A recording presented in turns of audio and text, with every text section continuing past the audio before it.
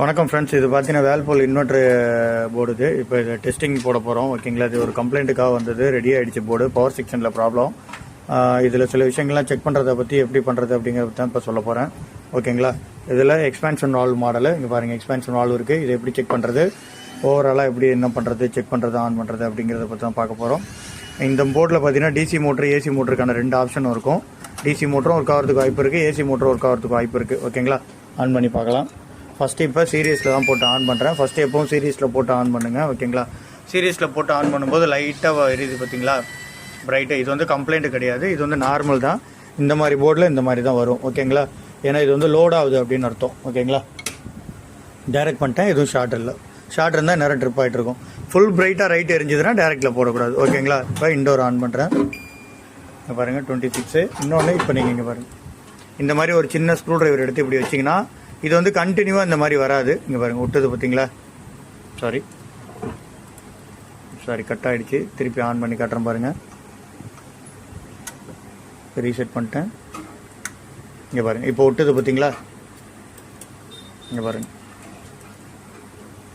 இந்த மாதிரி ஒட்டும். இங்கே பாருங்கள், இந்த மாதிரி ஒட்டும். ஃபுல்லாக கண்டினியூவாக பண்ணாது. ஃபஸ்ட்டு போர்டு ஆன் ஆகும்போது மட்டும்தான் பண்ணும். கொஞ்சம் நேரத்தில் இங்கே பாருங்கள், கொஞ்சம் நேரத்தில் ஃப்ரீ ஆகிடும்.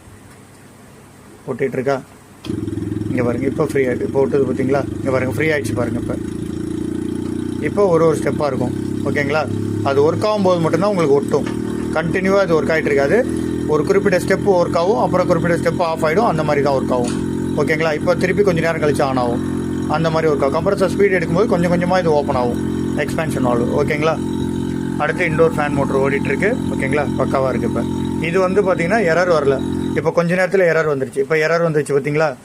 இந்த மாதிரி எரர் வந்ததுன்னா அவுட்டோர் வந்து டிசி மோட்டர், ஏசி மோட்டர் கிடையாது. ஓகேங்களா, இப்போ இதை கழட்டிட்டு டிசி மோட்டர் போட்டிங்கன்னா கண்டினியூவாக ஓடும். Okay, thank you. இப்போ பார்த்தீங்கன்னா சொல்லிகிட்டு இருந்தேன்னா, அது வந்து அவுட்டோர் வந்து டிசி மோட்டர் போட்டிருக்கேன். இப்போ மோட்டர் ஆன் ஆகும் பாருங்கள், டிசி மோட்டர். ஓகேங்களா, இந்த மாதிரி டிசி மோட்டருக்கு டிசி மோட்டர் போட்டிங்கன்னா தான் கண்டினியூவாக ஓடும். ஏசி மோட்டராக இருந்ததுன்னா, ஏசி மோட்டர் இல்லைன்னாலும் போர்டு ஒர்க் ஆகிட்டு இருக்கும். போர்டில் எரர் எதுவும் வராது. கம்ப்ரஸர்லாம் ஓடும். டிசி மோட்டர்னால் கம்பல்சரி டிசி மோட்டர் போட்டாகணும். ஏன்னா டிசி மோட்டருக்கு ஃபீட்பேக் உண்டு, ஏசி மோட்டருக்கு ஃபீட்பேக் கிடையாது. ஓகேங்களா, பாருங்கள், மோட்டர் ஆன் ஆகிடுச்சா, கம்ப்ரஸர் ஸ்டார்ட் ஆகிடுச்சா, இன்டோர் ஃபேன் மோட்டர் ஓடிட்டுருக்கு. எரர் எதுவும் இல்லை. ஓகேங்களா,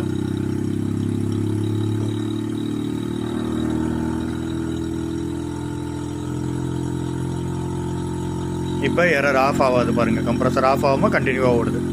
ஓகேங்களா, ஓகேண்ணா, தேங்க்யூ.